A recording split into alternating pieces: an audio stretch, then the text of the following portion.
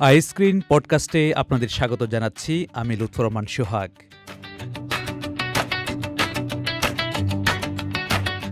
আমাদের সঙ্গে আছেন সুপ্রিম কোর্টের আইনজীবী সৈয়দ মামুন মাহবুব।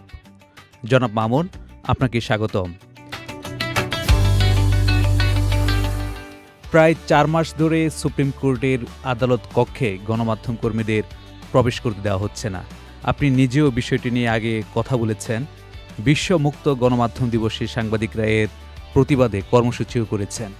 পুরো বিষয়টি আপনি কিভাবে দেখছেন? আমি এটাকে খুব দুঃখজনক মনে করি, এবং আমরা যে একটা অনলাইনের কোর্টের বিরুদ্ধে যে আন্দোলন করছি না, সেখানে অন্যতম মূল দাবি হচ্ছে অনলাইন কোর্ট বন্ধ।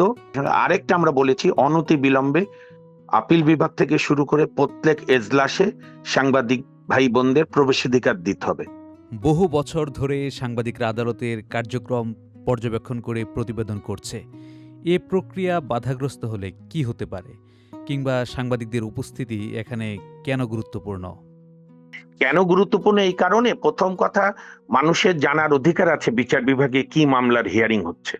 এবং ধরেন তথ্যের অভাবের কারণে হয়তো হাইকোর্ট মানুষ মনে করছে যে এনাকে বেল দিল না কেন, বা একজনকে বেল দিল কেন, কথার কথা, বা যে কোনো মামলায় সরকারের কোনো কার্যক্রম স্থগিত করলো, ন্যায্য কারণেই হাইকোর্ট করলো বা আপিল বিভাগ করলো।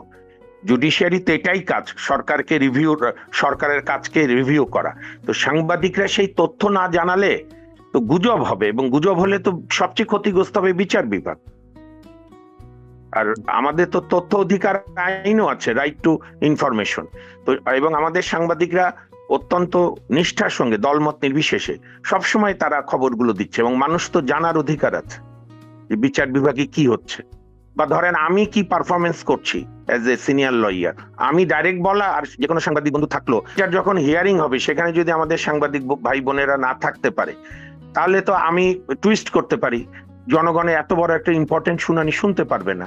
সাংবাদিক বন্ধুরা তার সব মামলায় যান না, তারা যাবে গুরুত্বপূর্ণ। এবং আপনি এটুকু বলতে পারেন যে সুপ্রিম কোর্টের হাইকোর্ট বিভাগের কাজই হচ্ছে আইন এবং সংবিধানকে ব্যাখ্যা দেওয়া, so as appellate division.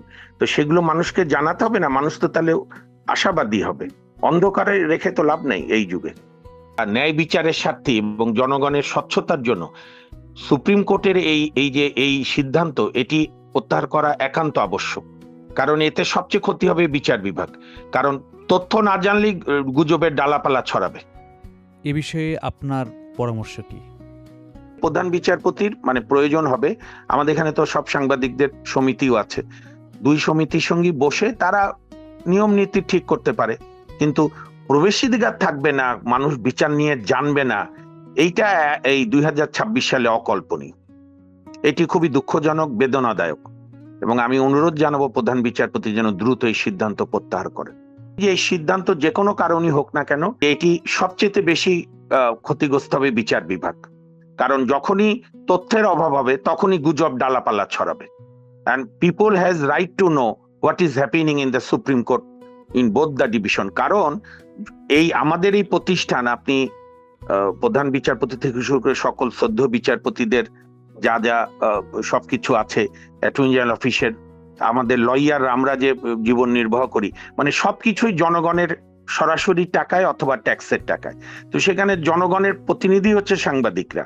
আইসিটির trial আপনি যখন পাবলিক করে দিলেন, তো এর চাইতে সেন্সিটিভ মামলার কোনোটা নেই, তাই না?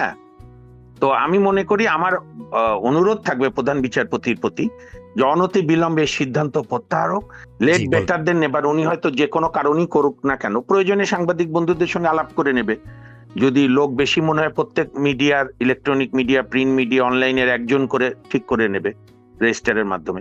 কিন্তু ব্ল্যাঙ্কেট বন্ধ সাংবাদিকরা, এটি গণতন্ত্র, মুক্ত গণমাধ্যম, বিচার বিভাগ, রুল অফ ল কোনোটার সঙ্গে যায় না। সময় দেওয়ার জন্য আপনাকে ধন্যবাদ।